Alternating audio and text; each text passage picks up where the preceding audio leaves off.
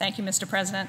I'm pleased to be here to join those of my colleagues who are urging that we come together this afternoon, and I'm pleased we're going to see votes on the Violence Against Women Act to reauthorize the legislation as it has passed through the Judiciary Committee. As we all know, domestic violence continues to be a serious problem across our country. In New Hampshire, nearly 1 in 4 women has been sexually assaulted. At least a third of New Hampshire women have been victims of a physical assault by an intimate partner. More than half of all women in my state have experienced sexual or physical assault over the course of their lifetimes. All of us share in an obligation to stop this epidemic, and VAWA is a proven tool in this fight. The real importance of this legislation lies not in the statistics, but in hearing about those women who have been helped by the services that are provided by the Violence Against Women Act.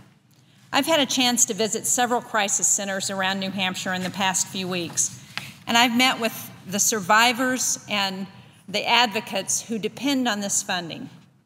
I went to a crisis center called Bridges in Nashua, where I spoke with a survivor of domestic violence. She told me that when you're a victim of domestic violence, you think you're worthless.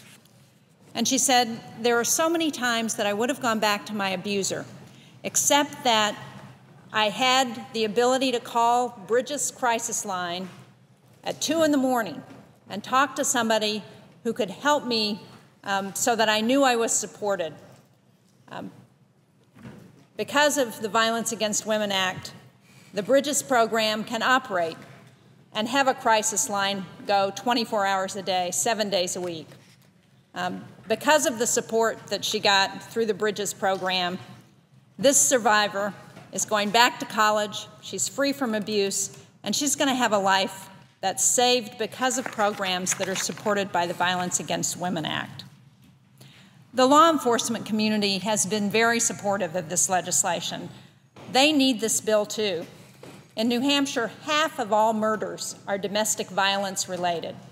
I spoke to the chief of police in Nashua, our state's second largest city. He gets just $68,000 from the Violence Against Women Act funding, but that allows him to have a dedicated unit within the police department that can respond to domestic violence and sexual assault cases. I heard from retired Henniker Police Chief Timothy Russell. He's a 37-year veteran of law enforcement, and he now travels around the state teaching police officers how to respond to domestic violence cases.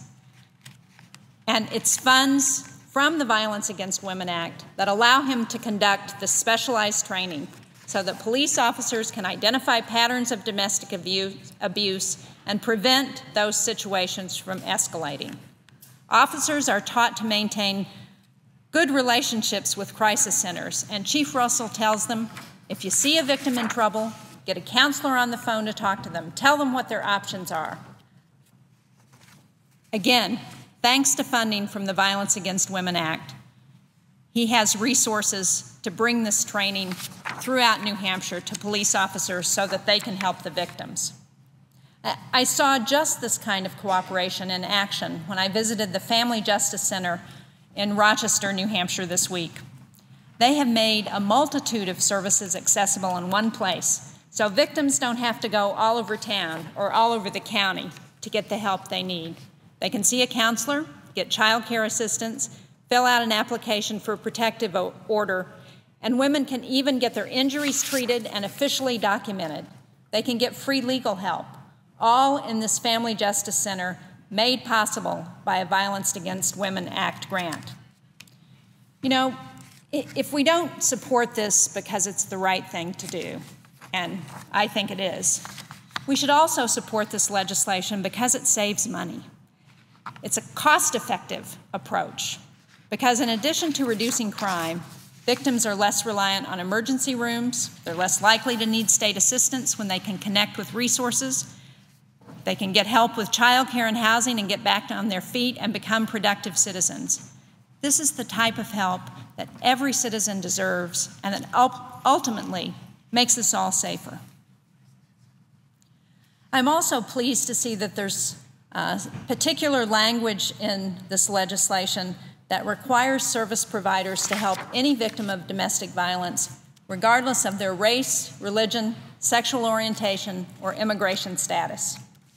I think Sergeant Jill Rocky, who I met when I was at Rochester at the Family Justice Center, put it best when she said, "When someone calls for help in a domestic or sexual violence case, we don't ask if they're an immigrant or if they're gay.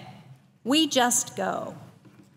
Well, hopefully today we will respond in passing this bill with that same sense of urgency. Let's make sure that we don't let victims, first responders, or our communities down. Let's get everyone the help they need and deserve. Let's pass this legislation today. Thank you very much, Mr. President. I yield the floor.